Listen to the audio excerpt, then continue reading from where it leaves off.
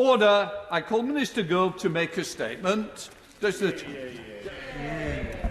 Thank you very much, Mr. Speaker. And with your permission, I'd like to update the House on the Government's negotiations with the European Union on our future trading relationship, and also the work of the UK-EU Joint Committee established under the Withdrawal Agreement. First, the talks on the new trade agreement. We had hoped to conclude a Canada-style free trade agreement before the transition period ends on the 31st of December this year. But as things stand, that will not now happen. We remain absolutely committed to securing a Canada-style FTA, but there does need to be a fundamental change in approach from the EU if the process is to get back on track. And I've come to the House at the first available opportunity to explain why and how we've reached this point. Mr. Speaker, we've been clear since the summer that we saw the 15th of October, last Thursday, as the target date for reaching an agreement with the EU.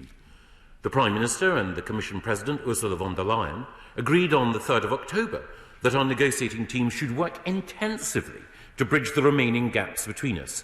And we made clear that we were willing to talk every day. But I have to report to the House that this intensification was not forthcoming. The EU was only willing to conduct negotiations on fewer than half the days available and would not engage on all of the outstanding issues. Moreover, the EU refused to discuss legal texts in any area, as it has done since the summer. Indeed, it's almost incredible to our negotiators that we've reached this point in the negotiations without any common legal texts of any kind. And then, on October the 15th, the EU heads of state and government gathered for the European Council. The conclusions of that Council reaffirmed the EU's original negotiating mandate. They dropped a reference to intensive talks that had been in the draft, and they declared that all future moves in this negotiation had to be made by the UK.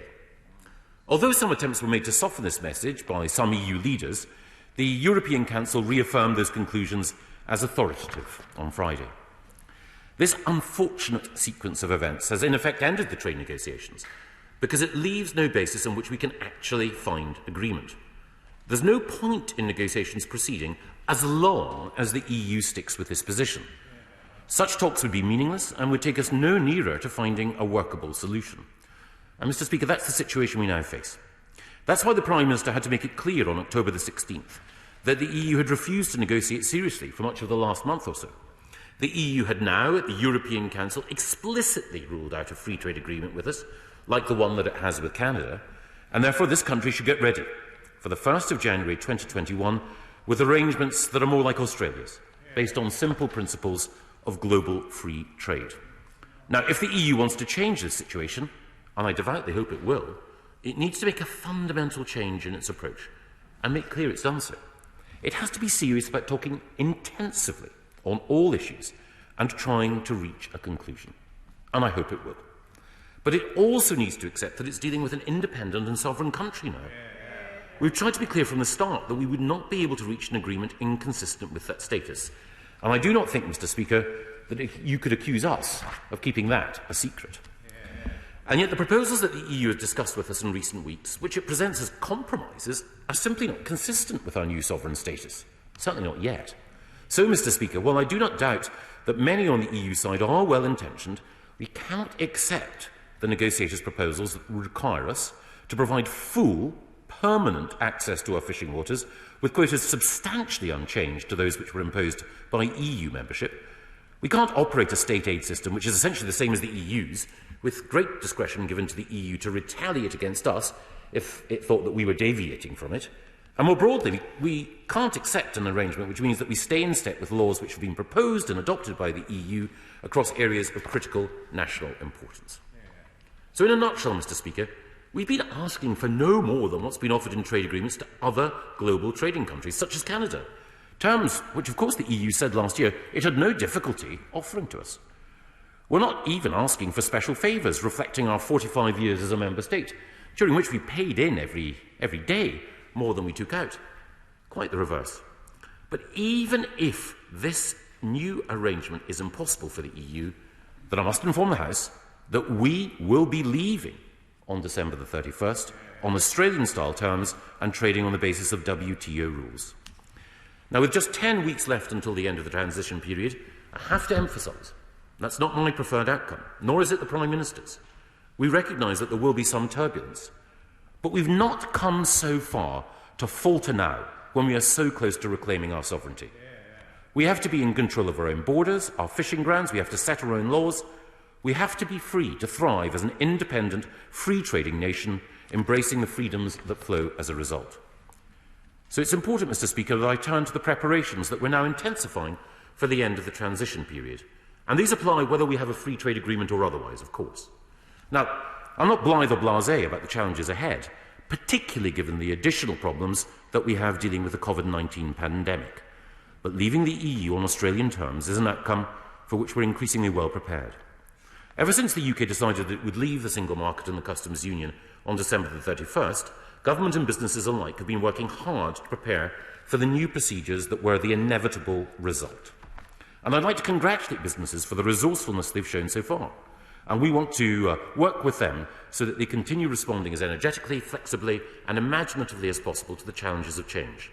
And we also want to work with them to prepare for the opportunities ahead, including those stemming from our new free trade deals, such as the agreement with Japan, struck by my right honourable friend, the Secretary of State for International Trade, which of course grants us far more favourable access to the world's third biggest economy than we had as an EU member.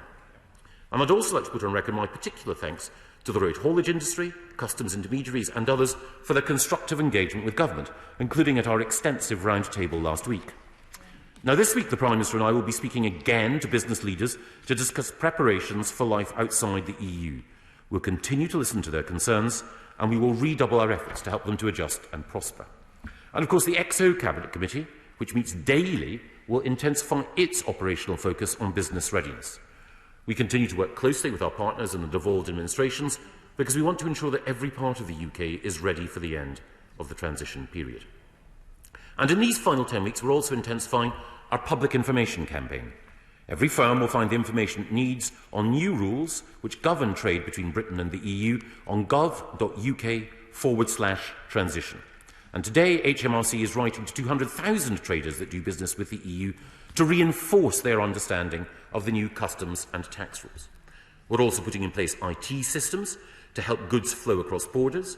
We're giving business access to customs professionals to help with new ways of working. And we've also planned how to fast-track vital goods in the first few weeks to get round EU bureaucracies. We've already published and indeed updated our border operating model. We've announced £705 million worth of investment in jobs, infrastructure and technology at the border, and we've also strengthened our maritime security to protect our fishing fleets and safeguard our seas. And in addition, Mr. Speaker, to the steps that we're taking, we're also continuing our work with the EU in the Withdrawal Agreement Joint Committee, and I'd like to update the House on its latest meeting, which took place earlier this morning. Coming only 3 weeks after the last meeting, I'm pleased to report that in this forum, the approach from the EU is very constructive. There's a clear imperative on both sides to find solutions, and we remain committed to working collaboratively with the EU through the joint committee process. At our last meeting in Brussels, I agreed with my co-chair, Vice President Šefčovič, that we would intensify discussions to implement the withdrawal agreement, primarily around citizens' rights and the NI protocol. Our officials have since held numerous sessions, and today in London, I reiterated the UK's commitment to upholding all our obligations under both the Withdrawal Agreement and the Belfast Agreement. We agreed that we'll publish a joint update on citizens' rights, and I'm pleased to confirm that almost 4 million EU citizens in the UK have now received status under our scheme. And we've also discussed our work to implement the Northern Ireland Protocol. We're taking steps to implement new agri-food arrangements. And we also acknowledge the EU's concerns about appropriate monitoring of implementation. We now have a better understanding of their requests and the reasoning behind them. And we've confirmed that the specialised committee will work intensively in order to ensure that we can make progress in this area and also with respect to Gibraltar and the sovereign base issues. Now, a lot remains to be resolved before the end of December, but we have made substantial progress on implementation. And I look forward to further engagement with Vice President Šefčovič in the weeks ahead, and I want to put on record my personal appreciation for the constructive tone and the pragmatic spirit with which he and his team have approached our discussions. Mr. Speaker, in his statement on Friday, the Prime Minister looked ahead to 2021 as a year of recovery and renewal, when this government will be focused on tackling COVID-19 and building back better. We're getting ready to do now what the British people asked of us, to forge our own path and not to acquiesce to anyone else's agenda. And on the negotiations, our door is not closed. It remains ajar, and I very much hope the EU will fundamentally change its position. But come what may, on December the 31st, we will take back control. And so, Mr. Speaker, I commend this statement to the House.